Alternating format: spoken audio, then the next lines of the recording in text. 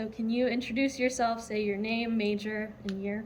My name is Jacob Amin. I'm a fourth year computational media student. My concentrations are in people and interaction design. I'm super into web development. I'm an officer in the web development club. I lead projects over there. I guess on a more fun note, I'm super into like long distance running. Why did you join Empathy Bytes? Yeah, I originally wanted to join it because for one, I'm interested in web development, and two, I've heard from previous students that it's a good VIP and you get to learn about interesting stuff, especially like interviewing all these communities around campus that you would normally not think of. So what are some reasons that you love Empathy Bytes and you continue to work in Empathy Bytes? I think my favorite part about Empathy Bytes is how freeform it is. It's student-run teams, so we have a lot more freedom to actually explore things that we're interested in and kind of make cool things that aren't really, I guess, constrained by different rules that we have to follow. For certain, there's some rules that we have to follow, especially with like web development. We're getting to experiment a lot more too with it.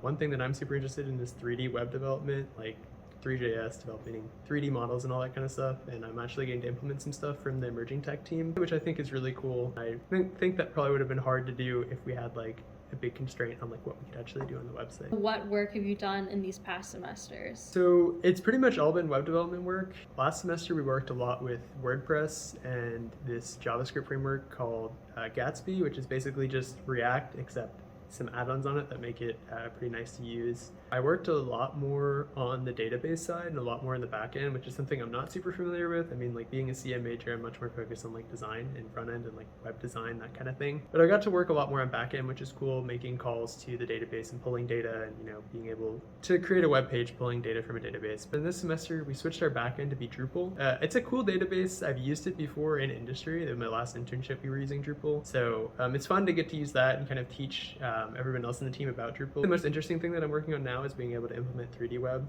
to the website, which I think is super cool.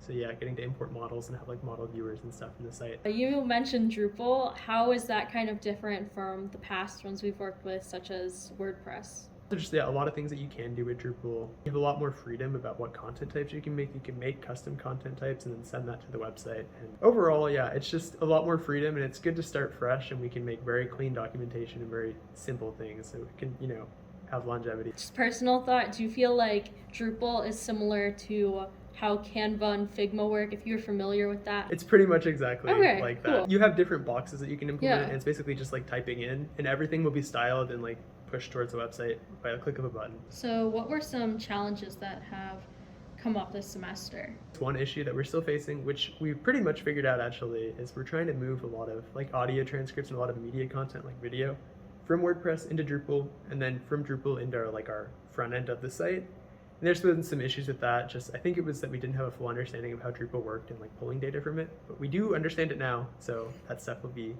on the website. But that's one thing that we were, I guess, working on the past few weeks.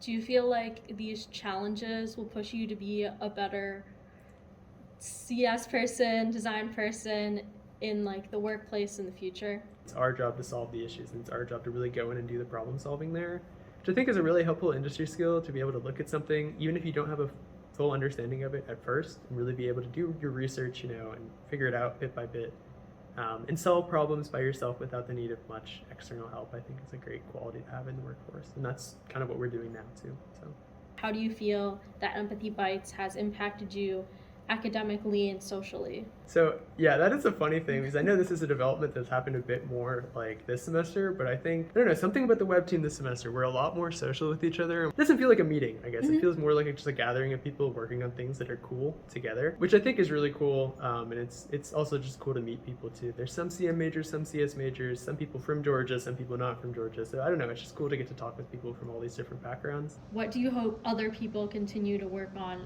after you're gone? I hope in the future people on the web team, and I guess just every team, really kind of explore these experimental technologies and explore these new things and see what cool things you could do on the website. So more experimentation. Do you have any parting words, anything you would like to stress about this VIP?